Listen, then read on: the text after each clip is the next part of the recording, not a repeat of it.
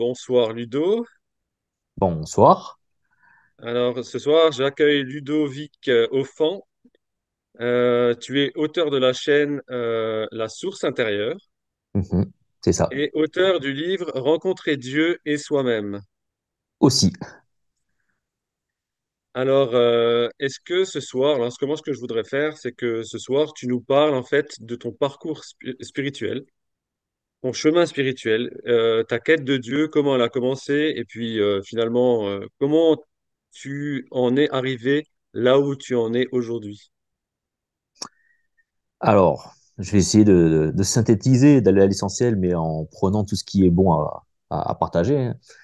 Euh, alors, contrairement à d'autres histoires ou à d'autres témoignages, j'ai pas eu d'expérience mystique, moi, étant petit. J'ai jamais eu d'apparition, j'ai jamais vécu de grands trucs comme ça. J'ai fait du catéchisme parce que j'ai grandi dans une famille en partie catholique, culturelle, traditionnelle. Avec ma mère, je me rappelle qu'il faisait le signe de croix avant de couper le pain, par exemple, des choses comme ça. Ah ouais. Donc j'ai fait voilà mes communions, etc., etc. Et cetera. Et je prenais ça très au sérieux. C'est-à-dire que pour moi, ça m'avait inscrit un peu dans une identité. Et du coup, quand on se moquait de moi parce que j'allais au catéchisme, bah, c'est moi qu'on attaquait et j'aimais pas. C'était mon identité. Donc il fallait que je défende un peu cette identité de croyant. Bah ouais. Euh, voilà. Mais à côté de ça, les cours de catéchisme en eux-mêmes, je me souviens que c'était surtout des grosses parties de récréation. Euh, C'était compliqué de me faire tenir en place. J'étais souvent puni, je me rappelle. J'étais l'élève turbulent un petit peu de ces cours-là. Et ça, c'était voilà l'enfance jusqu'à 12, 13 ans. Et Et ça c'est te à plaisait en fait l'adolescence. ce que tu faisais au catéchisme, ça te plaisait ou tu t'en foutais complètement à l'époque? Il y avait des histoires qui me... Moi, l'histoire que je me souviens, c'est loin, hein, c'est très loin maintenant, hein. L'histoire que je me souviens, c'est celui qui est perché dans l'arbre, qui est petit, et qui se met sur l'arbre pour voir arriver Jésus. Voilà. Ah oui. C'est l'histoire dont je me rappelle le plus. Je sais pas pourquoi. Elle m'a vraiment marqué. Mais c'était le mystère divin, en fait, moi, qui m'intéressait. Les histoires, bon, je savais pas trop quoi en penser.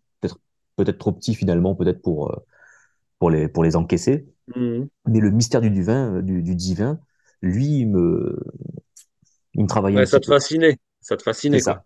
C'est ça. Ouais. C'est-à-dire que tout ce qui était, en fait, je me fatigue, c'est comme si, depuis petit, hein, ça c'est, même ma mère, elle me reçoit parfois dans les dîners pour se rappeler un petit peu, pour remettre des dossiers sur la table.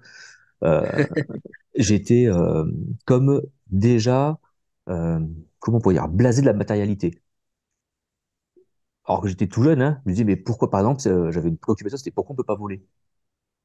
Pourquoi ne peut pas voler? Pourquoi? Ouais. C'est complètement nul. Les oiseaux peuvent, il y a d'autres gens qui... Moi, je peux pas. Pourquoi je peux pas voler? Et j'avais cette obsession de pouvoir voler. Bon, elle m'est passée, hein, j'ai compris que je pouvais pas, mais c'est une question. Et puis, j'ai grandi avec jusqu'à l'adolescence et au début de ma vie adulte, ma vie professionnelle, avec cette idée de euh, si le monde ou la vie ne se résume qu'à ce monde matériel, qu'à ce que je vois, ça va être ennuyeux. Ça va être ennuyeux et ennuyant. C'est vrai que je me doutais qu'il y avait quelque chose derrière. Alors après, on l'appelle, à ce moment, je savais pas trop comment l'appeler. Et puis, j'ai découvert le spiritisme. J'ai découvert le Ok. spiritisme avec un copain d'enfance qui m'a entraîné là-dedans. Et puis, on faisait des séances, des séances, des séances. Et donc, ça me mettait un petit peu dans le bain, voilà, des esprits, du spiritisme, de Ouais, du l'au-delà. coup, ça a étanché ta soif finalement de monde spirituel, quoi, de choses au-delà de la matière, quoi. C'est ça, c'est ça. Mm. Alors, je me rappelle, c'était à l'été 99. L'été 99, où on s'était entraîné, où je commençais à aller dans des bibliothèques, où je commençais à lire des livres sur l'ésotérisme, c'est-à-dire tout ce qui était le pendule, la télékinésie, la télépathie, et je m'intéressais vachement à ça. Et je me disais, ah bah oui, il y a quelque chose qui n'est pas forcément palpable, qui existe en fait. Alors, Ouais, c'était un peu ouais. l'idée. Et puis bon, bah, ça fait son bonhomme de chemin, et puis dans mes premières années à l'armée, donc je me suis engagé à l'armée, parce que j'ai toujours voulu faire ça. J'avais déjà, en fait, l'idée, que je fais souvent le lien, c'est l'idée de servir quelque chose de plus grand que moi. Moi, c'est ce qui m'animait en tout cas. C'est l'idée de, Ah, voilà, c'est de travailler au ok, bénéfice de quelque chose qui me dépassait en fait. Et, ok. et les premières années Une étaient grande dures, je pense. cause. C'est ça. Et les Mm. premières années étaient un petit peu compliquées physiquement parce que j'étais dans un régiment, j'étais en troupe de montagne. C'était dur. Et je faisais un stage dans le cursus. Dans les premières années, on a un cursus. Et c'est un stage voilà, qui est un peu physique, qui est un peu qui est très fatigant, qui dure 2 mois. Et tous les matins, je me réveillais, je me disais, qu'est-ce que je fais là? Et est-ce que c'est ça ma vie? Est-ce que je dois faire des efforts pour ensuite être dans un endroit stable? Ensuite, je vais prendre ma retraite, ensuite, je vais mourir. Et je me dis, mais est-ce que c'est ça la vie? Est-ce que la vie, ça va être ça, quoi? C'est-à-dire travailler dur pour ensuite être plus tranquille, on va dire, prendre ma retraite et mourir. Et je me dis, mais si c'est ça la vie, mais qu'est-ce que c'est nul aussi? Mais j'étais pas Ouais, dépressif, donc hein, tu as voilà. des grandes questions existentielles finalement déjà, C'est hein. ça, c'est exactement Ouais, ça. Mais j'étais pas du tout dépressif ou autre, hein. C'était vraiment une question. Je me dis, mais alors, qu'est-ce que ça doit être nul? Et ouais, du c'était une coup, vraie question. ben, c'est une vraie question. Et, Mm. euh, et du coup, je savais pas trop. Alors, je regardais encore un peu le spiritisme, mais je trouvais pas. En fait, le côté religieux, on va dire la voie religieuse, je l'avais complètement écarté parce que bah, du regard, enfin, de ce que de ce que j'en voyais, Ouais, moi, c'était je connaissais lourd quoi. que voilà, je C'était connaissais que lourd. l'Église catholique. L'Église catholique, pour moi, le christianisme se résumait à l'Église catholique. Je ne connaissais que ça. L'Église catholique, c'est là où j'avais fait mon catéchisme, c'est là où j'avais fait mes communions. Et le dernier souvenir que j'ai eu de ça, c'était les confessions. Voilà. Et les confessions, ils n'ont jamais réussi à m'y faire passer. C'est-à-dire que, voilà, ils n'ont jamais réussi à me faire passer devant un prêtre pour me confesser. Ils n'ont pas réussi. Je refusais, je trouvais ça d'une absurdité totale. Et j'ai quand même eu droit à ma petite cérémonie de communion, qu'on appelle ça solennelle, la privée, celle où on est habillé en blanc hein, à la fin. Ouais, Euh, Parce ouais. que bon, voilà, ça se faisait, voilà, comment dire, pour l'image, ça se faisait pas de mettre un enfant sur le côté. Donc voilà, moi ça me ramenait à ça. Et donc la voie religieuse, euh, j'ai, euh, je l'ai mise de côté pendant quelques années, et c'est en 2009, 2010, dans ces eaux-là, où j'ai regardé un film de paranormal, alors ça s'appelle, je ne me rappelle même plus du nom. C'est un film, vous savez, c'est avec le message, attention, tiré d'une histoire vraie. Alors de suite, on se dit, waouh, ça va être un truc extraordinaire. Et Ouais. c'est l'histoire d'un chercheur qui était en Alaska, qui est décédé, sa femme reprend ses travaux, il y a des meurtres bizarres dans cette ville en Alaska, et en fait, elle se rend compte que son mari travaillait sur les Sumériens. Donc, il travaille sur cette Ah, civilisation, ouais, cette et fameuse civilisation. voilà. Et on commence à Ouais. parler des Anunnaki, du dieu Enlil, Enki, tout ça. Et là, moi qui suis bon, pas un féru d'histoire parce que je suis pas très calé, mais j'aime beaucoup la culture générale. Euh, et là, je me suis plongé dedans. Et là, je me suis plongé à fond dans cette histoire-là. Les Anunnaki, la confrérie du serpent. Alors, c'est passé par la planète Nibiru, c'est passé. Alors, voilà. Tout ça, tout cela, je l'ai avalé, avalé. Et j'ai voulu le partager autour de moi, aux gens que je connaissais. Et en parallèle, j'ai lu un livre des frères Bogdanov qui s'appelle Le visage de Dieu. Ah ouais, je connais. Voilà. Et ce livre-là, bon, il émet l'hypothèse de ce qu'il y avait avant le Big Bang, et il dit qu'à la fin, tout était information, sous forme d'information, donc tout existait, mais en dehors de la matière et de l'énergie et du temps, et qu'il y a quelque chose, qui a appuyé sur le bouton lecture, et qui a fait que toutes ces informations-là se sont matérialisées et mises en harmonie dans la matière et dans le Organisé, temps. ouais. C'est ça. Et puis, donc, j'ai partagé ça pendant plusieurs mois, et je suis tombé à mon travail sur une collègue de travail qui était évangélique, chrétienne évangélique. Hmm. Et moi, les chrétiens évangéliques, quand je voyais un fronton évangélique sur un bâtiment, ça se commençait à se voir, ou j'en prenais conscience, mais est-ce que ça existait depuis un moment? Pour moi, c'était des sectes, hein. Clairement, tout ce qui était hors Église catholique, pour moi, c'était sectaire, c'était des sectes. Voilà, parce que pour moi, un chrétien, c'est un catholique. Tout ce qui est en dehors, pour moi, c'était très bizarre. Ouais, je connais très bien ce raisonnement-là parce que j'ai vécu la même chose chez moi, Hmm. dans ma famille, quoi. Donc, Ouais, en dehors du catholicisme, tout était diabolique, clairement. c'est ça, c'est ça. Et, euh, et donc cette dame-là, elle m'a, pendant plusieurs jours, plusieurs semaines, elle m'a laissé donc étaler ma science et mes connaissances sur ces sujets-là. Et puis elle m'a dit, ah mais c'est quand même dingue toute cette foi que tu as dans ces sujets-là. Si seulement tu avais cette même foi en Jésus. Alors je me dis, oh, ça y est, encore une grenouille de bénitier.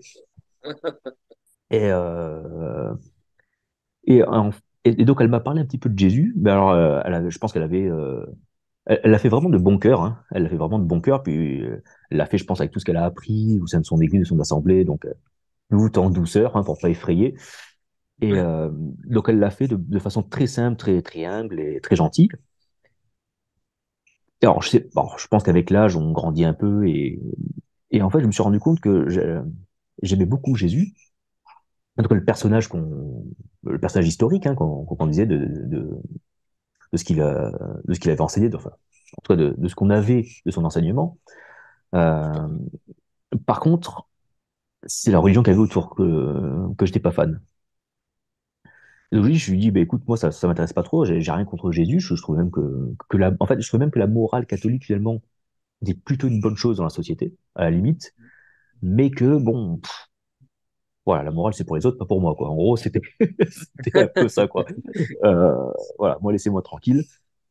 Mais pour le bien commun, la morale, voilà, Ah avait oui, du bon, quoi. c'est un peu le garde-fou de la société. Ça a été un peu le C'est garde-fou de la société. exactement ça. Mm. Et, euh, et elle me dit, bah, écoute, si tu fais une prière à Jésus, bon, s'il y en a qui regardent, qui sont dans les églises évangéliques, qui connaissent ça par cœur, hein.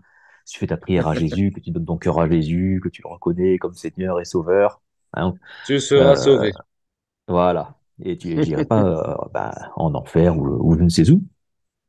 Et donc, et le soir, quand je suis rentré chez moi, c'était en 2010, ouais, 2010, il me semble, ouais, 2010. Euh, je me suis dit, bon, imagine, elle dit vrai. Depuis le temps que je cherche le pourquoi du parce que du comment de la vie, bon, je me dis, ça serait quand même con de passer à côté, alors qu'on vient de me donner la solution quand même. Donc je me dis, bon, qui ne risque rien à rien, de toute façon, on y va. Donc, T'as j'ai pris été ce soir-là, curieux et t'es allé voir. ouais. Mais j'y suis allé, c'est vrai que j'y suis allé un peu en mode un peu bête, un peu naïf, un peu. Je recherchais plus la puissance, une démonstration, enfin, le folklore parfois qu'il y avait un petit peu autour de tout ça, que vraiment une vraie rencontre en fait. Tu Donc je me cherchais une rappelle, manifestation visible, peut-être. c'est ça, Un phénomène. voilà, c'est Mm. ça. Et bon, il s'est rien passé, hein. J'ai prié dans le vent, je me rappelle, sur le lit pendant 10-15 minutes. Et le lendemain, elle me dit, alors, tu as fait cette prière, qu'est-ce qui s'est passé? Je lui dis, bah, absolument rien. Je fais, mon Dieu, bon, c'est bien gentil, je respecte les croyances de chacun, mais bon, je vais chercher autre chose. Elle me dit, mais comment tu t'y es pris? Hein, c'est les évangéliques, ils veulent bien savoir souvent comment c'est. Alors, je lui explique comment j'ai fait. Elle fait, mais c'est pas ça du tout qu'il faut faire. C'est pas comme ça qu'il faut faire. Donc, elle m'a dit, il faut le faire avec foi, il faut le faire avec désintéressement, il faut le faire euh, avec le cœur. Et moi, je le fais avec le cœur, mais sauf que j'aimerais bien quand même qu'on montre que c'est vrai quand même, quoi.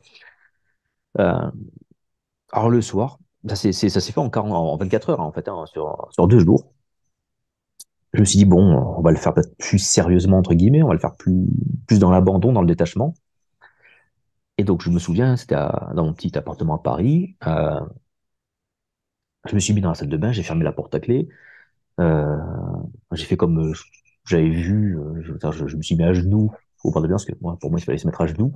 J'ai joint mes mains devant moi parce que je voyais tout le monde faire ça. Je pensais qu'il fallait joindre les mains devant soi. Ouais. Et puis, j'ai fermé les yeux et j'ai commencé vraiment à réfléchir, à penser, à méditer, en me disant, ben, il faudrait peut-être que vraiment que je me lance là-dedans, et puis alors comment on fait? Ah, il faudrait peut-être d'abord que je parle de ça, et puis il faudrait peut-être que je parle de ça aussi, et puis là, il faudrait que je dise ça. Et, euh, et sans m'en rendre compte, toute ma réflexion, là, elle a commencé à se transformer en bouillie intellectuelle. C'est-à-dire que au bout de quelques secondes, j'arrivais plus à réfléchir. Mon intellect ne fonctionnait plus. J'arrivais plus à réfléchir du tout. Et puis, j'ai eu comme plein de flashs de ma vie. Alors, quand j'ai fait mes premiers témoignages, je pensais que c'était au début, avec le filtre, et j'ai pensé qu'on me montrait tous mes péchés de ma vie. Aujourd'hui, c'est pas ça qu'on m'a montré. Aujourd'hui, on m'a montré tous les moments où j'ai culpabilisé de ma vie. Tous les grands moments de ma vie où j'ai culpabilisé, en fait. Ah, intéressant. Euh, ouais, c'est pas mes. Enfin, après, les gens pourront dire que c'est la même chose, mais pour moi, c'est pas la même chose pour moi. Et en fait, non, j'ai vu comme des pages de tous les moments où j'ai extrêmement culpabilisé dans ma vie. Et, euh, et je me suis senti d'un seul coup bien, quoi. C'est-à-dire que d'un seul coup, ça fait comme un poids qui s'en va. Un Alors, dégagement, oui. voilà. Mm.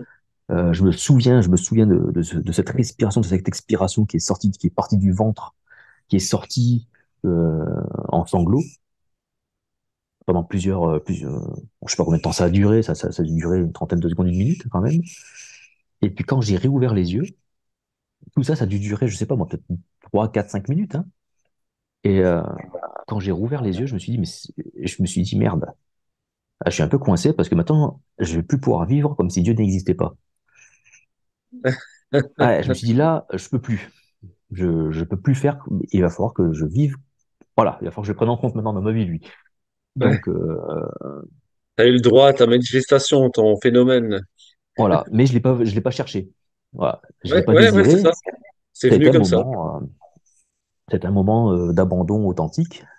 Et maintenant, on va dire 13 ans plus tard, je me dis que c'était ma première séance d'intériorité, en fait, quoi. Euh, et, euh, et puis voilà. Et puis après, bah, je suis sorti avec ça. Mais je me suis dit, alors c'est génial, c'est merveilleux sur les premières heures. Et puis après, bah, on fait quoi avec ça? Alors j'ai continué les premiers jours, ben, je me mettais dans une pièce, je priais un peu comme vous le savez. Je faisais même le signe de croix encore à la fin de mes prières. Je pensais qu'il fallait le faire, je savais pas. Et j'ai vécu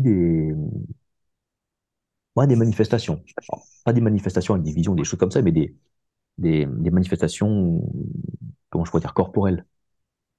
Des sensations Ok. de bien-être très intenses qui se rapprochent peut-être de l'orgasme ou des choses vraiment très, très, très fortes. Ok. Euh, et puis, euh, et puis forcément, en parlant avec ma collègue évangélique, elle m'a dit, bah, maintenant, il faut que tu ailles à l'église. Ah Eh bon? ben oui, Ah bah forcément. oui, eh bah oui. Alors Forcément. je me suis dit, voilà. Alors je me suis dit, ah bah, faut que j'y aille. Alors j'ai fait les premières églises évangéliques, et alors là, c'est le choc, c'est le choc, hein. Le choc culturel. J'étais pas prêt pour ça. J'étais pas prêt. Euh, Je veux alors bien te c'est à croire. Paris en plus, donc alors, il y a une communauté africaine qui est très importante. Alors ça danse, ça chante dans tous les sens. Alors moi, ces trucs-là, c'est pas du tout mon truc. Euh, je me rappelle même qu'ils ont fait, au moment de la scène, moi, comme j'étais baptisé catholique, j'ai pris la scène, et j'avais une collègue à côté, elle fait, t'as pas le droit, normalement, t'as pas le droit, t'es pas baptisé. Je dis, bah si, je suis baptisé, mais t'as pas le vrai baptême. Le vrai baptême, comme la vérité le dit. Je dis, ah, désolé. Alors, comme tu le savais pas, c'est pas grave, c'est pas péché. Je fais, oh bah ça va, heureusement. Euh, mais j'ai senti déjà, voilà, c'était vachement codifié. Parce qu'on me le vendait comme, tu vas voir, là où tu vas, c'est pas une religion. Ouais, ça fait du bruit, ça fait beaucoup de chants, et puis je m'y sentais bien. Et puis tout doucement, ben, on enregistre toutes les prédications. Et moi, j'étais un grand fan de la prédication. C'est-à-dire que les louanges, si je pouvais arriver en retard pour les zapper, ça m'allait très bien. Voilà, je voulais la prédication, je voulais savoir, je voulais comprendre. Euh, et donc j'ai grandi là-dedans. Et puis après, on m'a dit, bah, il faut prendre le baptême. Alors j'ai dit, je vais prendre le baptême. Euh, et le baptême, c'était un moment très fort quand même. En fait, je me suis dit, le baptême, je me suis persuadé, hein, par les enseignements que j'avais, que quand je serai baptisé d'eau, je verrai les choses qu'on ne voit pas. En fait, on en revient encore à ma quête de voir l'invisible, en fait. Ma quête de l'invisible, c'est quoi? C'est la quête de la vérité, de la réalité, des origines. Et je me souviens que j'étais tellement excité par ce baptême-là, surtout parce que j'ai fait une dizaine de cours pendant 1 heure les samedis après-midi pour l'avoir, ce baptême, donc j'étais content de l'avoir à la fin. Euh, et que la nuit qui a précédé mon baptême, j'ai fait un cauchemar, j'ai fait un sacré cauchemar. J'étais dans un appartement où on fêtait un anniversaire, enfin, il y avait une fête et je voyais c'est ce que j'appelais des démons, des créatures un peu étranges qui grimpaient au mur, qui circulaient dans la pièce. Tout le monde faisait sa vie, puis moi j'étais au milieu des gens, je me disais, mais vous voyez pas ce qui arrive, vous voyez pas tout ce qui se passe autour de vous. Et personne ne comprenait, tout le monde me disait, mais non, tout se passe bien. Et là, du coup, il y en a un qui sort, qui surgit devant moi, qui m'attrape à la gorge, qui me serre, qui me plaque contre un mur, et qui me dit, es-tu toujours sûr de vouloir voir ce que les autres ne voient pas? Et je me rappelle de Ah, la phrase, quoi. Et là, je me suis réveillé en génial. sursaut. Ah ouais, je me suis réveillé en sursaut, en nage dans mon lit. Et le midi, enfin, c'était à quelle heure? C'était 13h, 14h. Je sais plus, c'était un dimanche. J'ai réfléchi à 2 fois pour aller me faire baptiser. Je me suis dit, ah, mais du coup, est-ce que j'y vais vraiment? Est-ce que ça, je le veux vraiment? Et puis bon, bah voilà, j'étais déjà dans la culture du truc, hein, c'est d'attaque, voilà. Oui, bah ouais. Si Dieu est C'est comme avec ça que ça moi, commence. voilà, qui sera contre moi? C'est le combat spirituel qui commence, alors on y va. Et puis j'ai fait mon baptême, c'est là où j'ai expérimenté le parler en langue pour la première fois, euh, Ok. qui était, je vais pas m'étendre là-dessus, mais c'était, aujourd'hui je me l'explique.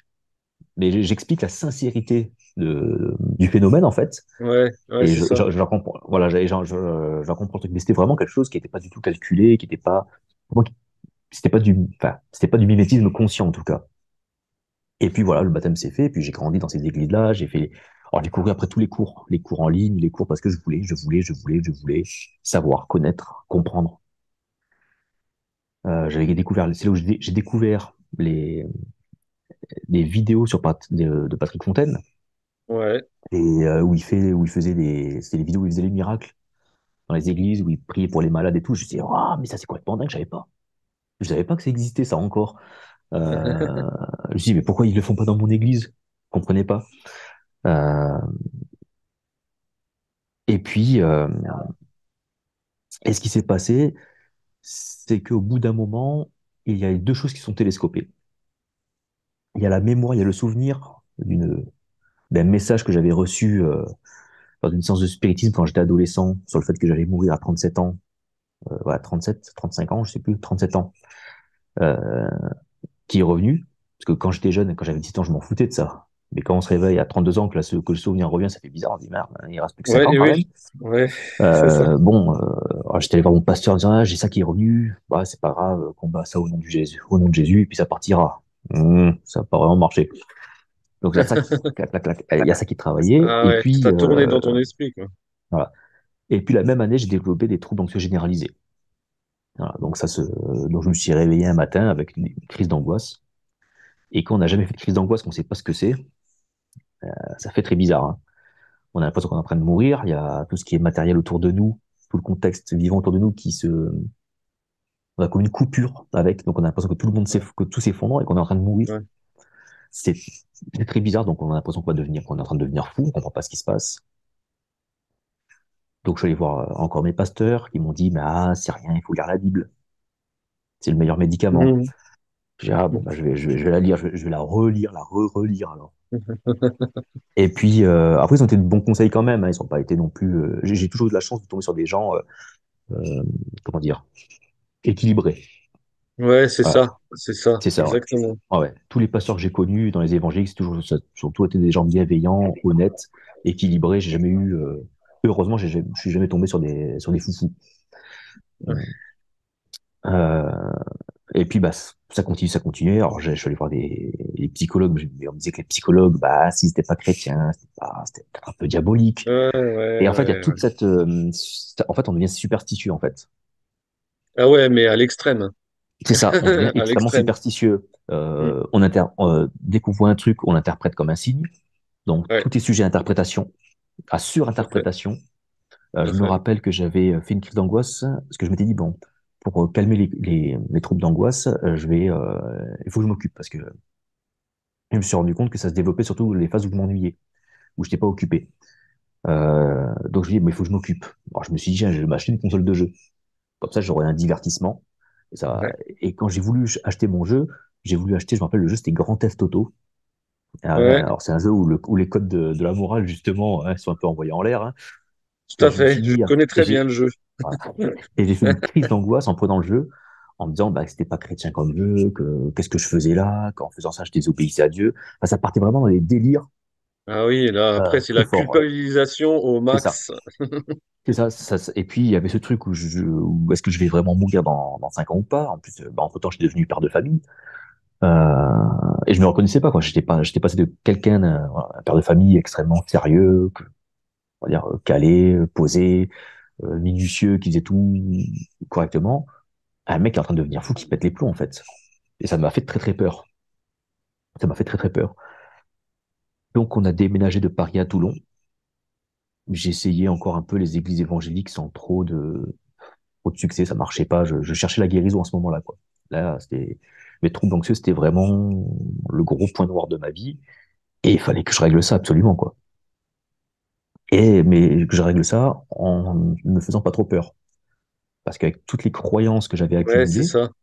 C'est pas voilà, évident de trouver le bon outil pour pas rajouter encore de l'interprétation et de c'est la exactement ça. culpabilité et des croyances, tu vois. Et c'est dur parce que c'est comme si Mm. ton champ d'action est réduit au max. Tu as très très peu de choix et le choix doit être minutieux, il doit être mesuré. Ouais, Mm. c'est dur. C'est ça. Je vois tout à fait. Parce- un truc, alors, une question qui m'a fait, en fait, j'avais la question, j'avais peur de la réponse. C'est par exemple, c'était un chrétien peut-il être possédé par un démon? Je me disais, si c'est non, ça valait beaucoup mieux. Et si jamais on me dit que c'est oui, oh là là là là. Alors du coup, Ouais, même ce qui aurait pu me calmer, on va dire, ne serait-ce que par un argumentaire et une croyance opposée, bah ça, je voulais même pas le prendre par risque d'en rajouter en fait. ouais, c'est ça. Voilà. Et Ça puis finit alors, plus avec ces réflexions-là après. c'est sans fin. En fait, on est dans une Ouais, boucle. ouais, On est dans une boucle. Et j'ai découvert après les mouvements Last Reformation. Alors, je me suis ouais, rapproché des gens comme ça. je connais aussi. Euh, je pensais que ça allait être mieux. C'était pire en fait. Alors Avec il y a, Torben. ouais. Alors je suis pas allé moi Mm. faire les écoles. Alors je sais plus aux Pays-Bas ou je sais plus où ils faisaient, Danemark, tout ça. Et on faisait tout ce qui était les Kickstart en Ouais, local. Il y avait les groupes, on va dire labellisés Kickstart. ouais, Euh, et puis donc j'avais rencontré bah, des chrétiens sur Toulon. Et ça se passait plutôt bien. On a fait des prières et ça allait mieux. Ça allait mieux. Je me suis dit bon bah voilà j'ai trouvé. ouais, Et puis à un moment donné, j'ai commencé à, parce que même si ça allait mieux, j'étais toujours dans ma recherche, elle m'a pas quitté, hein, la recherche du pourquoi, du parce que, du comment. ah, parce que tu Et n'avais c'est pas encore là, trouvé des réponses claires bah pour oui, toi. parce qu'en fait, ce qui s'est passé, c'est que pendant une soirée de prière, on a prié pour moi, et effectivement, j'allais beaucoup mieux. Donc, c'est bon, j'avais eu on va dire mon médicament, mais pourquoi? Pourquoi? Ouais, Pourquoi? Comment? ouais, Pourquoi? Qu'est-ce qui se passe ouais, derrière ça? Euh, et c'est là, c'était en 2015, 2000, non, 2016, 2017, 2018, 2017, où j'ai commencé à entendre parler d'intériorité avec Patrick Fontaine. Donc Patrick Fontaine, pour moi, c'était celui qui guérissait c'était encore le pasteur qui guérissait dans les églises, quoi. Et puis là, il est ouais, arrivé avec son truc d'intériorité, je me suis dit, le mec, il est perché quand même, il est passé dans le New Age, il est passé dans ouais, l'héritisme. bah oui, forcément. Euh, Encore une autre interprétation et voilà, je me suis dit, mais c'est complètement dingue. Et en même temps, je me suis dit, parce que j'avais lu ses vidéos, j'avais suivi son blog, et bah, tu vois, un petit peu, tu dois connaître, quand tu passes de l'église évangélique à la Last Reformation, c'est pas anodin, c'est que derrière, tu as quand même un système de pensée qui commence à évoluer un petit peu. Là, tu commences oui, généralement c'est que ça change. ouais, Et donc, euh, j'avais lu pas mal de trucs, et c'était quelqu'un comment dire, alors, pas qu'il y avait une autorité spéciale, mais qui pour moi était, je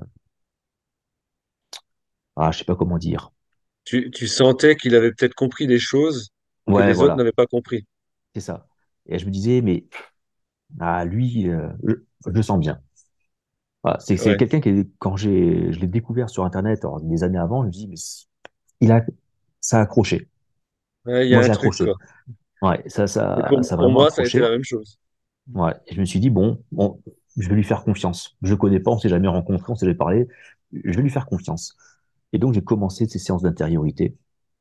Donc, l'intériorité, c'est en gros chercher Dieu en soi. mais c'est vague comme truc un petit peu quand on dit ça comme ça. C'est Alors vrai. j'ai commencé à lire des livres sur l'oraison, sur les icasmes, sur différents trucs.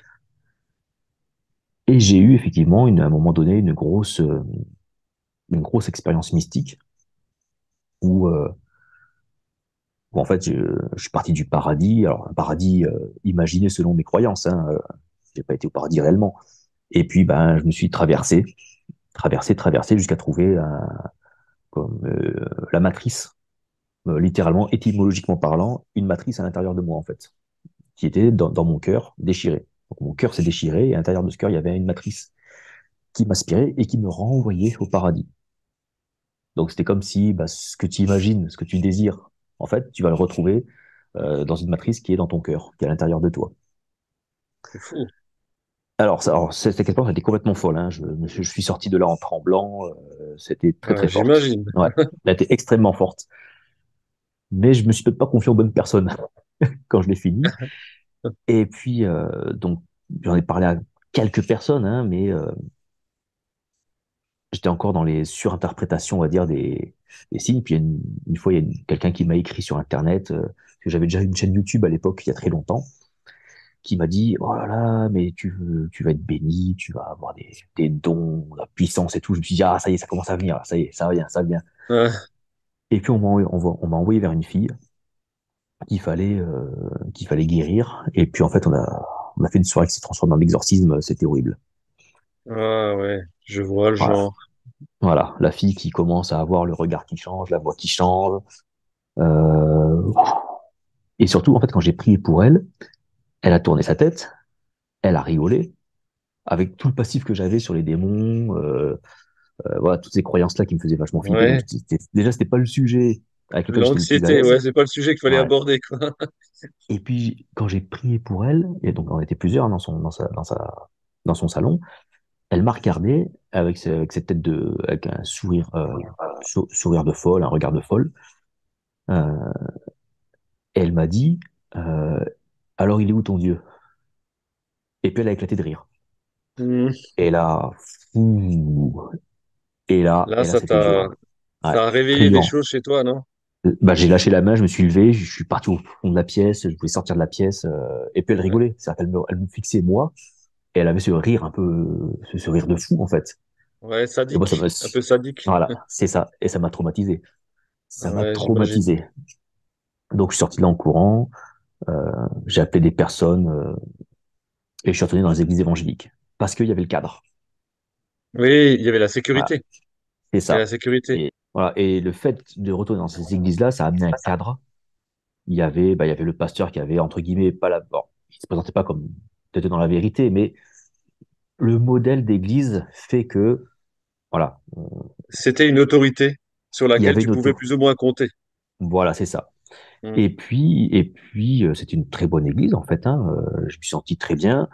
Euh, j'ai intégré ce qu'ils appellent pas les ministères. Alors, c'est le ministère, c'était quoi? C'était multimédia.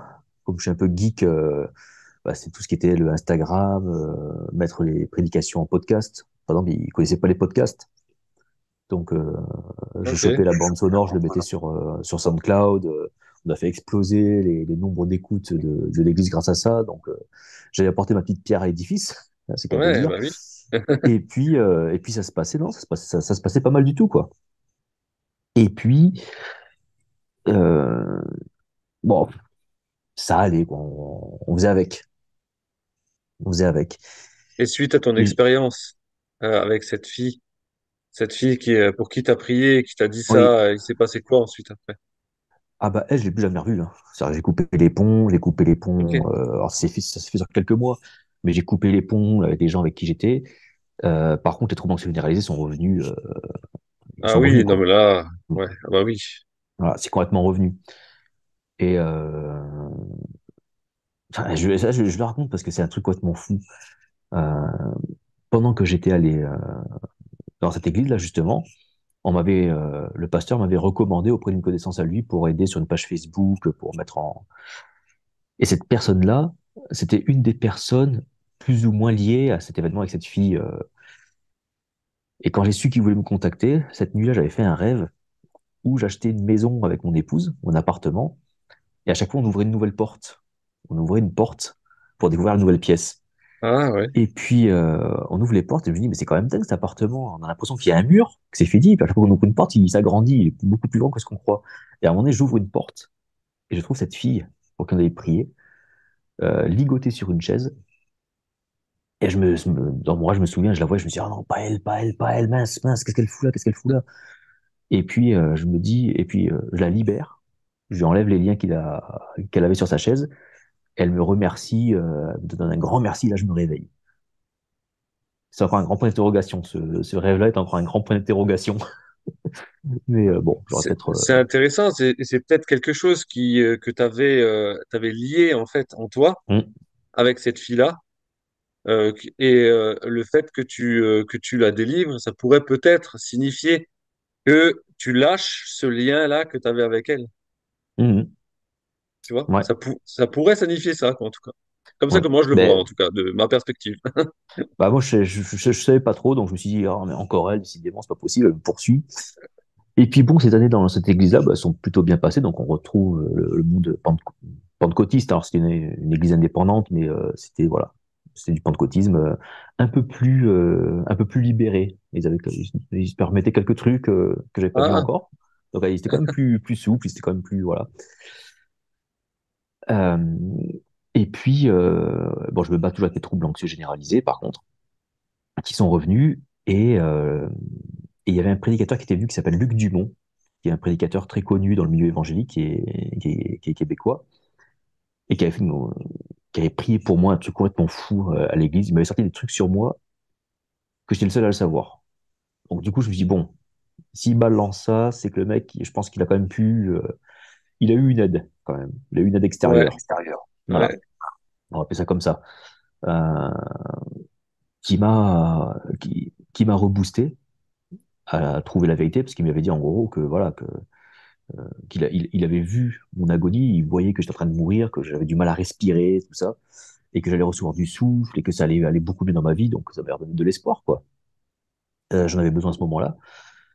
Et, euh, et les choses ne se réalisant pas, quand on donne un grand espoir à quelqu'un et que rien ne se passe derrière, surtout quand cette personne est impatiente, Eh oui. c'est le double effet qui se coule, hein, c'est terrible. Parce qu'on se dit, mais du coup, en fait, tous ces gens à qui j'avais confié un peu d'autorité, un peu de. En fait, bah, soit c'est des menteurs, soit ils racontent n'importe quoi, soit c'est moi qui comprends rien, mais c'est, c'est terrible. Et puis, je me rappelle d'un moment dans cette église-là où bah, les gens ils louaient, donc ils louent comme d'habitude. Alors tout le monde sourit, tout le monde rigole, tout le monde chante, tout le monde est heureux, tout le monde a les mains en l'air. Moi, je mime, enfin, je singe, je mets les mains en Ouais, l'air, bah oui. je chante. Au fond de moi, je me dis, mais putain, mais il se passe rien, quoi. À quoi bon? C'est-à-dire que, voilà, je me dis, mais soit tous les gens à côté, autour de moi font la même chose, c'est-à-dire qu'ils font semblant, soit ils font pas semblant, et j'ai un problème. J'ai un problème. Pourquoi moi je suis pas comme eux? Pourquoi je kiffe pas le moment, quoi? Et qu'est-ce qui se passe? Pourquoi j'arrive pas à être heureux? Pourquoi je suis tout le temps angoissé avec ça? Ouais. Et là, il y a une grosse pensée qui est venue, comme si c'était Dieu, parce que ça parlait de lui, ça parlait de lui en fait. C'est comme si lui il Mhm. s'adressait à moi, et ça disait, mais quand est-ce que je t'ai dit que j'étais une émotion? Et là, ça fait comme un tilt dans ma tête. Je me suis dit, mais il faudrait peut-être que j'arrête de jauger la présence du divin par rapport à mon état À ce émotionnel. que tu ressens, ouais. À ce que tu Voilà, sens comme émotion, quoi.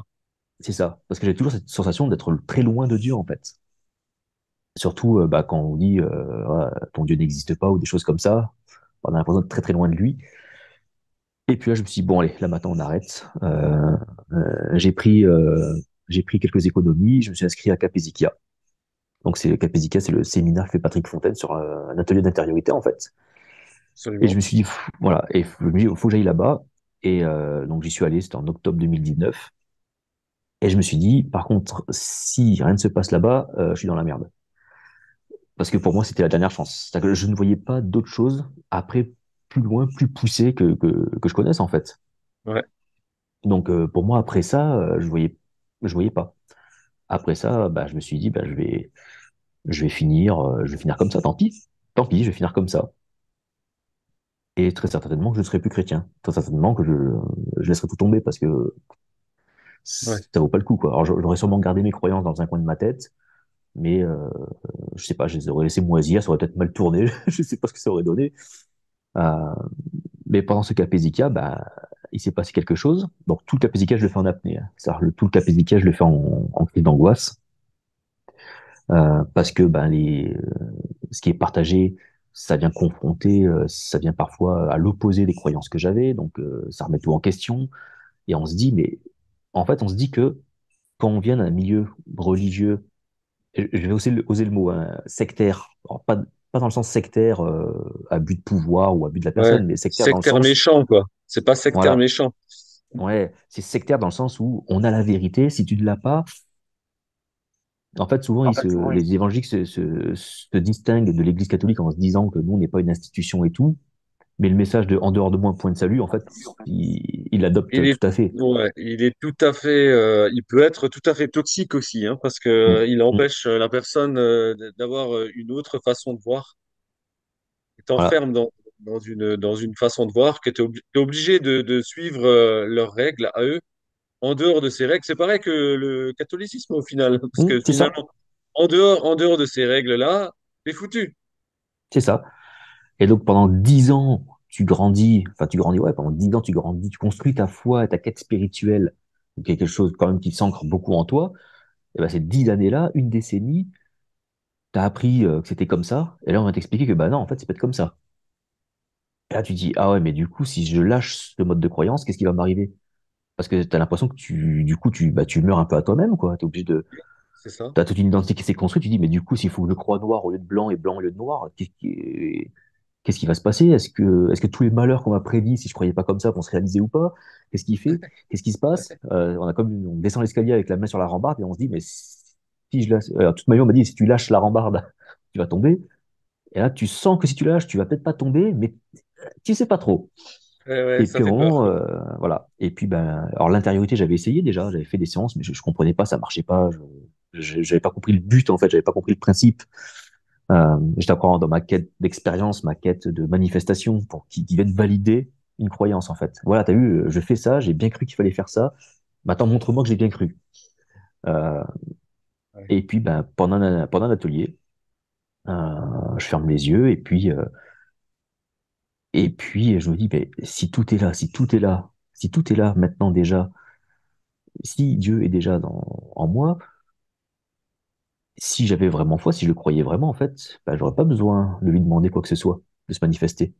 En fait, je demande à quelqu'un de se manifester si je suis pas sûr qu'il est là.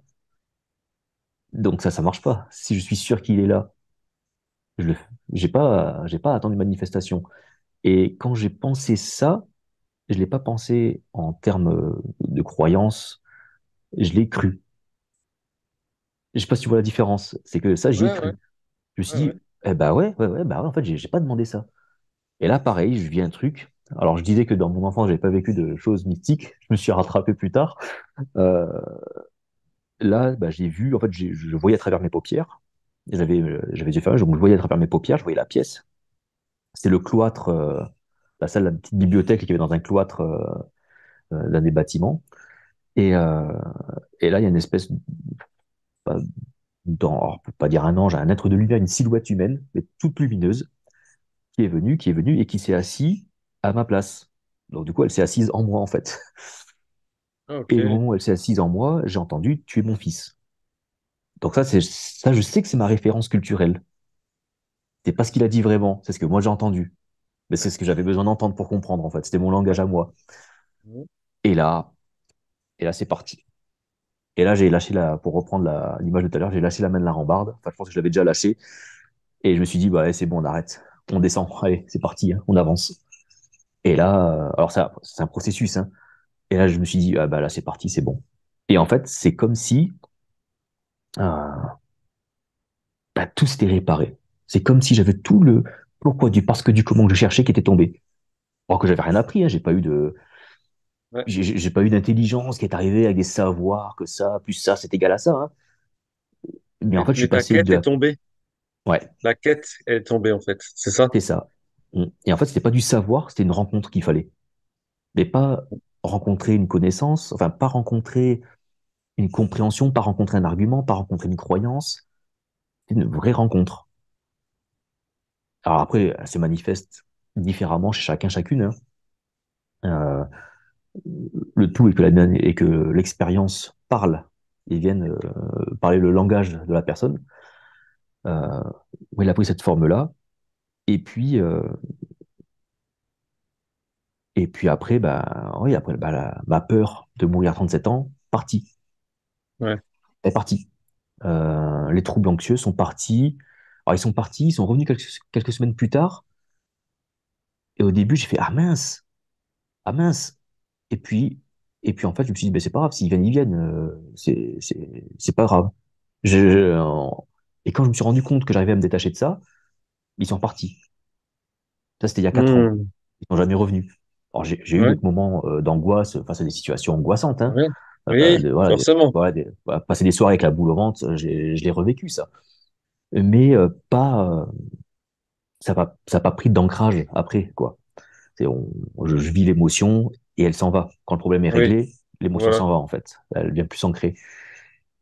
Et puis, donc, de là, j'ai continué à pratiquer ce qu'on appelle, enfin, ce que j'appelle l'intériorité. C'est cette, pour moi, c'est une prière. Pour moi, hein, c'est la prière. C'est, si on prend l'aramien, slota, prier, c'est c'est l'idée de saisir, de capturer quelque chose. Et pour moi, prier, c'est se couper de ces 5 sens. Non pas qu'on ne va pas en vivre avec, hein, on est obligé de vivre avec ces 5 sens, mais je prends un moment où je vais venir me couper ma conscience des 5 sens pour la laisser, pour la laisser s'alimenter d'autres choses, d'un sixième sens, qui serait l'âme pour moi. C'est mes mots à moi, c'est ma définition à Ouais, mais moi, hein. c'est très intéressant ce que tu dis parce que moi, ça m'amène en fait à dire que c'est comme si tu te détachais de ta personnalité et c'est-à-dire de ton enveloppe, on va dire, charnelle, ton enveloppe, ton Mm. corps, tu te détaches de tes 5 sens pour embrasser ta personne qui est dans le siège de ton âme. C'est ça. Ah, c'est ça. Donc j'aime bien faire la différence entre la personnalité et la personne. J'aime bien dire que la personnalité, finalement, tu vois, c'est le petit personnage qu'on fait jouer devant tout le monde Mm. et qui voit à travers ses 5 sens et puis qui a un rôle à jouer sur sur cette terre, tu vois. Enfin, voilà, voilà, il joue quoi. La personnalité, c'est ça. C'est ce qu'on veut bien montrer aux autres. La personne, c'est qui tu es vraiment, en fait. Mm. C'est le point d'ancrage de qui tu es. Ouais, ça, si de mémoire, si on fait des petites recherches étymologiques, tout ce qui est lié aux personnes, personnages, personnalités, c'est le théâtre, c'est avec le masque qu'on vient mettre devant. Ouais. Et dans un enseignement de Jésus, c'est ce qu'il dit quand il parle des hypocrites. Nous, quand on pense à un hypocrite, on pense à quelqu'un qui dit des choses. En fait, littéralement, enfin, il les insulte. Oui, bon, il balance un petit peu quand même. Il leur dit preneur Ouais, il les d'apparence. taquine, il les taquine. Voilà, il taquine. C'était un taquin. Et en fait, il leur dit, vous êtes des preneurs d'apparence. En fait, il leur Ouais, c'est ça. reproche, en fait, de ne pas être extérieurement ce qu'ils sont intérieurement, comme s'ils n'étaient Hmm. pas alignés. Et en fait, il dit, vous êtes des Hmm. preneurs d'apparence. C'est-à-dire que vous allez dire aux gens de faire des choses, vous en prenez l'apparence extérieure, mais entièrement, vous n'êtes pas vous-même. Ouais, Vous dans le n'avez pas à fond, vous faire le faites ça. pas. Voilà, parce que vous avez Ouais. une autorité sur ces gens-là, et vous vous servez de votre autorité pour faire des choses qui sont pas bien. Voilà. Et, Ouais, c'est très juste. C'est le fait de ne pas aligner sa personnalité avec sa personne, en fait. C'est comme un ouais. décalage. Voilà. Et je pense que quand il dit que quand on parle de glorification, la glorification, c'est l'éclat extérieur de ce qui est intérieur. Bah, glorifier Dieu, pour moi, c'est ça, quoi. C'est ça, c'est transformer sa personnalité, c'est de rendre sa personne sa personnalité. Je sais pas si tu vois ce que je veux dire, quoi. Mais oui, oui, Voilà. c'est en fait c'est ta personnalité quelque part, c'est un peu ta couleur, Mm, c'est ta façon d'être à toi. Mais à un moment donné, la personnalité vient s'aligner avec ta personne, c'est-à-dire avec les valeurs que tu as profondément en toi, tu vois, mm. ancrées. Ouais, ça, Les apprentissages profonds qui rejoignent les apprentissages, on va dire extérieurs ou superficiels, tu vois. mm. Pour moi, la personnalité, du coup, ça serait comme l'expression des valeurs, en fait. Et donc, chacun va Hmm. s'exprimer. Alors, Ouais, il y a les sanguins, il y a les introvertis, il y a les extravertis, ouais, il y a tout à fait. différents types de personnalités. c'est pas, le but, c'est pas qu'on ait tous la même personnalité, c'est que chaque personnalité reflète des valeurs communes, celles qui sont, on va appeler du Christ, cosmique, universel, divine, euh, voilà. Et pour moi, l'intériorité, c'est ça, et je me rends compte, maintenant, ça fait 4 ans que je pratique ça. Alors, sur les premières années, c'était vraiment quotidien. C'est que je me suis vraiment mis une discipline, enfin, une discipline. C'est même pas une discipline, parce que voyant les fruits, c'est tellement bon que j'avais pas besoin de me forcer pour le faire, en fait. Ouais, Donc, c'est pas tout quotidiennement, seul. c'était 20, 30, 40 minutes, ça dépendait. Alors, il y a des moments où ça se passe très bien, d'autres moments où on n'arrête pas de réfléchir à des trucs, bah, c'est pas grave, Oui, hein. forcément. C'est pas grave. On en refera une autre demain.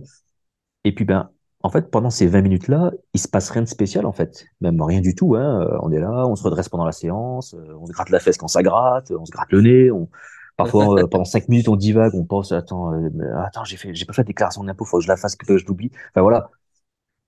Mais le fait de faire ça, chaque jour, 2 mois, 3 mois, 6 mois, 1 an, 2 ans, alors maintenant, j'en suis à 4 ans, maintenant, j'ai plus besoin de le faire quotidiennement.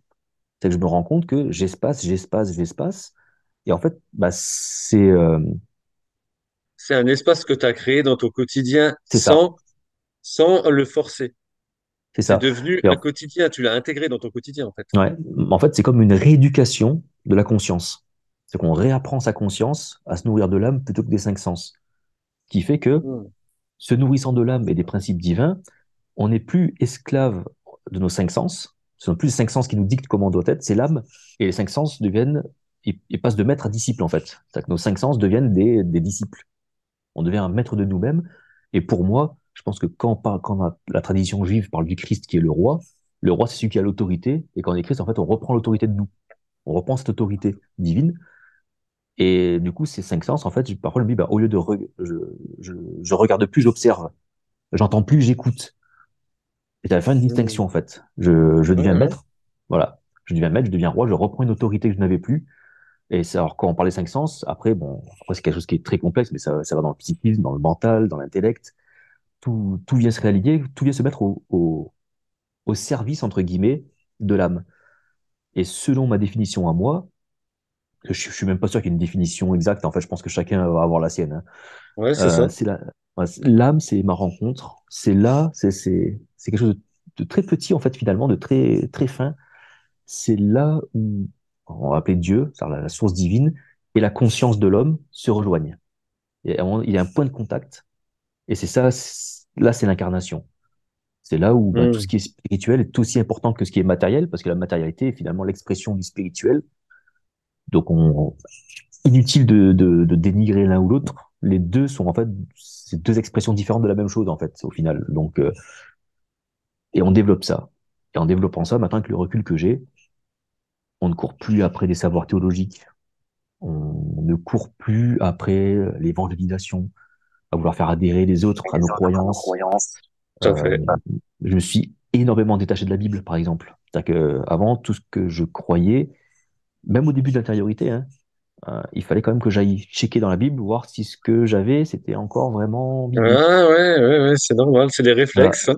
voilà, c'est des réflexes. Et puis à un moment donné, je me suis dit, mais attends, je me suis rendu compte que je commençais à développer intérieurement une autorité supérieure à celle de la Bible. C'est-à-dire que je commençais très humblement, hein, ce que je raconte, c'est que je commençais à développer quelque chose qui me permettait de prendre autorité sur la Bible en disant, non, là c'est elle qui se trompe. Alors, il y a des chrétiens Ouais, qui vont sauter au plafond quand je dis ça, hein. Mais on commence à voir les imperfections de traduction. On se dit là, c'est oui, impossible qu'il ait mis ça, ça ne va pas.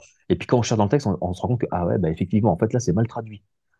Cette ouais, phrase-là, c'est impossible. Puis on se rend compte qu'en fait, quand on croise la source Q, quand on croise avec les codex, donc là, après, ça demande un peu de travail de recherche, on se rend compte que ce passage-là, bah, beaucoup de théologiens le remettent en question. Est-ce que ce serait pas un rajout tardif?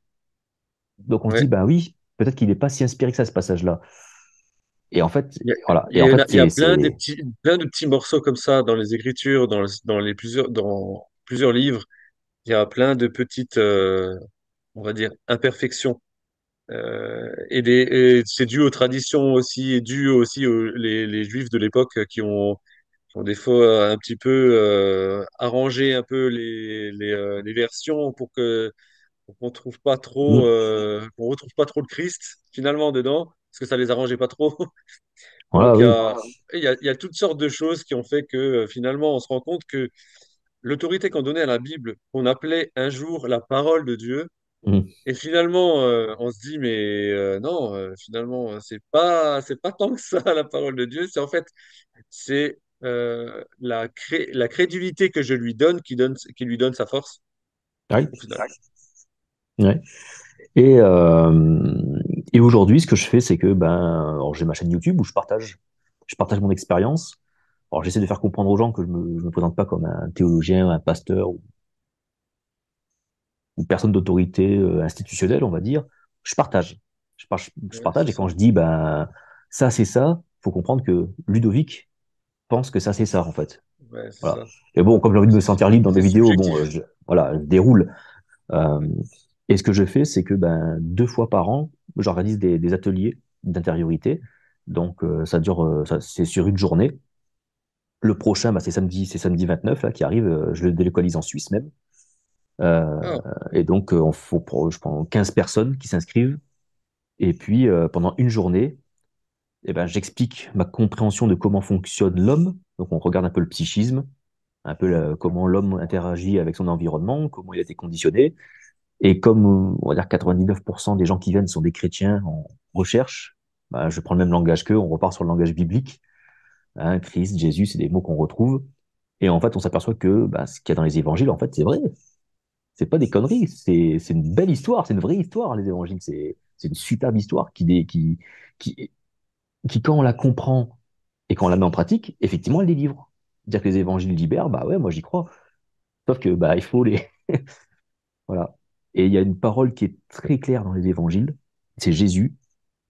À un moment donné, il y a des gens qui sont autour de lui, qui commencent à l'adorer et commencent à avoir des fans un peu partout. Et ils lui disent, bon, c'était des phrases qu'on devait dire à l'époque, ça. Bénis les saints qui t'ont nourri. Et, ouais. euh, et Jésus dit non, non, non. Il dit celui qui est béni, c'est celui qui écoute la parole et qui la met en pratique. Alors les gens aujourd'hui vont dire, ah, c'est celui qui lit la Bible et qui met la Bible en pratique. Non. Ouais, oui, oui, Dans le oui, contexte, quand il c'est parle, compris comme ça. Ouais. voilà, quand il dit à la personne, c'est-à-dire qu'il parle en live là, il dit non, non, celui qui est béni, donc celui qui va vivre le bien, donc de l'alignement, du cohérent dans sa vie, en fait, c'est celui qui écoute ma parole, donc celui qui écoute ce que je dis, c'est celui qui écoute mon enseignement et qui va le mettre en pratique. Mm, Voilà. Donc je me absolument. dis, voilà. Et là, je me dis, oui, bah, en fait, il y a juste un enseignement à connaître, à savoir. Alors, parfois, ça se rapproche un peu, parfois, des courants gnostiques qui parlent d'enseignement secret. C'est pas secret, c'est juste que bah, les traditions, malheureusement, les perdues. Je pense que les religions qui auraient dû porter cet enseignement-là, bah, elles se sont, au fil des siècles, un peu égarées. On retrouve un peu ça dans l'oraison chez les catholiques, les icasmes chez les orthodoxes, on retrouve le soufisme dans l'islam. Il y a cette idée un peu dans la Kabbale aussi, dans le judaïsme. Oui, Et on le retrouve, bah, en fait, on se rend compte qu'on le retrouve aussi bah, dans des spiritualités orientales, comme l'hindouisme, le taoïsme, où on retrouve ces notions-là, en fait. On oui, retrouve le tout à divin, fait. l'incarnation, les liens qu'il y a entre les deux. Ouais, tout à fait. Et tout ça, ben, on retrouve cette grande universalité. On quitte les religions et on tombe dans un espèce de... Alors, je sais pas comment dire, moi j'appelle ça l'Église, parce que pour moi, maintenant, l'Église, c'est toute personne, mais peu importe sa dénomination religieuse, c'est toute personne qui a renoué avec son divin, si on peut appeler ça Mhm. comme ça. Ça, c'est l'Église, voilà. Donc potentiellement, c'est tout le monde. Concrètement, de façon on va dire, matériel qui s'est mis en route vraiment dans le concret, bah, c'est tous les gens qui le réalisent, qui sont en train de le réaliser, quoi. Tout à fait. Tout à fait. Bah, Donc voilà un super. peu, voilà un peu mon Super, parcours. super témoignage. Pardon, tu m'as dit? Bah, c'était un peu mon parcours, quoi. Donc très empreint de christianisme, très empreint d'évangélisme.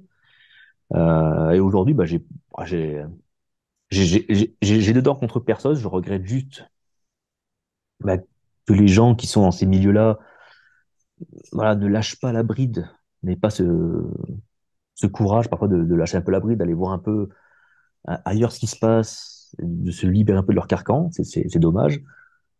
Euh, mais en même temps, bah, les religions ont quand même permis finalement à transmettre un message, mais plus le temps passe et plus il faut le dépoussiérer pour le trouver, quoi. Voilà. C'est Mais ça. c'est encore finalement ce véhicule-là qui aujourd'hui encore arrive à le transmettre tant bien que mal, quoi. C'est ça, ça a été vraiment, comme je le disais tout à l'heure, ça a été le garde-fou de l'homme, finalement. Mm, Parce que l'homme, en fait, la religion, elle a gardé, si tu veux, elle a essayé de garder dans ses formes qui ont été un petit peu, on va dire, un peu brutes, pas très fines, mais n'empêche qu'ils ont essayé de garder l'essence, en fait, finalement, de l'homme. T'as mm, l'homme matériel et l'homme en tant qu'essence. Et je pense que les religions, ils ont essayé de mettre le cadre, ils ont essayé de garder l'essence dedans. Mais en faisant cela, en faisant trop cela, on peut aussi perdre de vue finalement, parce qu'il y a beaucoup de gens qui ne sont pas, qui n'ont pas eu besoin de passer par la religion pour mm. découvrir que ils ne sont pas seulement des êtres de chair, tu vois, et Ouais. qui ont touché à quelque chose d'autre que finalement juste les cinq sens, comme tu le disais tout à Mm. l'heure. Bah, parfois, je vois trois voies. Alors, peut-être une quatrième qui serait un peu plus subtile, mais trois voies ou quatre, ouais, on va dire trois et demi, qui mèneraient à ça. Il y a les religions, selon comment on les approche. Il y a la psychanalyse, quand on lit des Lacan, des Jung et d'autres, hein, des Spinoza, enfin, non, il est pas psychanalyste, euh, qui, qui, qui en scrutant le cerveau humain, arrive parfois à des conclusions qui sont assez proches finalement des spiritualités. Bien Et sûr. il y a la voie philosophique, quand moi je suis en train de découvrir Spinoza, euh, mais on voit ben, Platon, Socrate, Oui, Socrate était, enfin, c'est énorme ce qu'il avait dit à l'époque, connais-toi toi-même. Ça, hmm, c'était déjà le début de quelque chose. voilà, Il- l'allégorie de la caverne, ouais, enfin, qui est de magnifique. Platon, mais qui, voilà, qui était son disciple. Enfin, tout ça, on retrouve quelque chose, quoi. Et donc, une quatrième voie qui serait, on va dire, le côté artistique, l'art, qui serait par l'observation. Alors, c'est assez vague, hein, je parle pas de l'art juste là, mais qui est de l'observation, de la création pure, de la création alignée, en fait. Et je pense que parfois, ben, il y a des personnes qui, en observant ça, rentrent aussi là-dedans, quoi, finalement. Donc, chacun sa voie. Tout à fait, tout à Mm, fait. Mais pourquoi chacun sa voix? Parce qu'on a chacun une voix unique dans le fond. Dans le fond, on est un individu. Au-delà du mm. collectif, il y a l'individu et on est un Oui, individu avant toute chose. oui, Et en fait, dans notre individualité, en, ron- en, ron- enfin, tout dépend après de notre chemin, mais on rencontre finalement la source de notre individualité, si tu veux comme oui, ça. Moi, j'aime bien voir les choses un peu comme un grand soleil dont nous sommes les rayons. En fait, on est comme les rayons et le soleil, enfin, les rayons ne sont pas, si tu veux, autre chose que le soleil. Ils sont aussi le soleil, mais ils sont une individualité du soleil parce que c'est un rayon de ce même soleil-là, tu vois. Donc, j'aime bien cette image-là, tu vois, de ouais, comparer ça au grand soleil. Nous sommes vraiment un individu à part entière qui doit rencontrer la source de notre rayon, tu vois. ouais. Ah, en fait, chaque individu est ce qu'on appelle enfin, on appelle ça une singularité du tout, finalement. C'est ça, Et, tout à euh, fait. et cette singularité, bah, qu'est-ce qu'elle est? Elle est le tout, pas dans sa quantité, pas dans un terme quantitatif, mais dans un terme on va dire, qualitatif. C'est-à-dire qu'il a la même essence, la même nature, ce que son expression est, entre guillemets, finie. Ouais. On peut la distinguer, la mesurer, l'observer, en fait. Et C'est parfois, je ça, me dis, mais en fait, et un aspect. On est à chaque fois ouais. un aspect de cette expression. Et je me Et dis, bah, en même temps, si Dieu n'était pas observable, finalement, par sa création, mais est-ce qu'il serait vraiment Dieu, quoi, finalement? Parce que pour nous, ça serait juste une évanescence, en fait. Dieu est accessible pour nous grâce à sa matérialisation, finalement, à sa concrétisation, au fait qu'il se singularise dans la nature, dans l'homme, dans plein de choses. Et sans ça, finalement, je me dis, mais est-ce qu'on aurait pu le saisir, quoi? c'est ça qui est beau, c'est il existe plusieurs plans dans lesquels il se manifeste. Et le plan matériel, c'est comme le plan, le plan, on va dire, final, tu vois. Hum, Final dans le sens que c'est le point de départ, je dirais, c'est l'esprit. Le point final, c'est le corps, quoi. Ouais, c'est C'est un ça. peu comme ça que je vois les choses. C'est ça. Bah écoute, super, super Ludo, merci pour ton témoignage. Ben, merci à toi de Euh, m'avoir donné l'occasion de le partager, hein. Bah ouais, c'est vraiment un parcours atypique et de toute façon on a tous quelque part des parcours atypiques. On Mm. sait pas tous le raconter par contre. C'est pas Ah ouais. toujours évident de pouvoir le raconter, mais tu l'as très bien fait, donc je te remercie pour ça. Et en parlant de Patrick Fontaine, bientôt je l'aurai en entretien. Donc si ça t'intéresse, tu peux toujours aller voir dans quelques semaines. Je devrais enregistrer avec Patrick, tu vois. Ah bah super. Ouais, ça va être sympa. Super, super. Prévois quelques heures, parce que lui, ça sera. Il y a quelques années en plus à raconter dans le Ouais, témoignage, hein. ouais. Ouais, c'est vrai qu'il a un paquet de choses à raconter aussi, une vie de fou, une vie de fou. Et Ouais. on verra bien comment je vais pouvoir le faire ça, faire ça. Parce que Ça si à chaque fois marche. on a les 40 minutes et puis on coupe, on verra bien comment je vais faire ça. Voilà, en tout Ça cas, marche. voilà, merci à tous d'avoir écouté ce témoignage, ce magnifique témoignage. Et puis je vous donne rendez-vous pour un prochain entretien. Et, euh, et puis si maintenant vous voulez en savoir plus sur la chaîne YouTube de Ludo, je mettrai dans le lien de la vidéo, dans le descriptif de la vidéo, je mettrai le lien. Est-ce qu'il est encore, je pense que tu peux encore le télécharger ou l'acheter, non, ton livre, il me Ah oui, semble. oui, toujours, ouais. Toujours, ouais. Donc dispo, donc je mettrai le lien vers ton livre et le lien vers ta chaîne YouTube. Ah, Voilà, pour tous super. ceux à qui que ça intéresse. Alors merci encore, Ludo, et puis je te dis à très bientôt. Ben, merci. Une bonne soirée. Bonne soirée. Ciao, ciao. Ciao.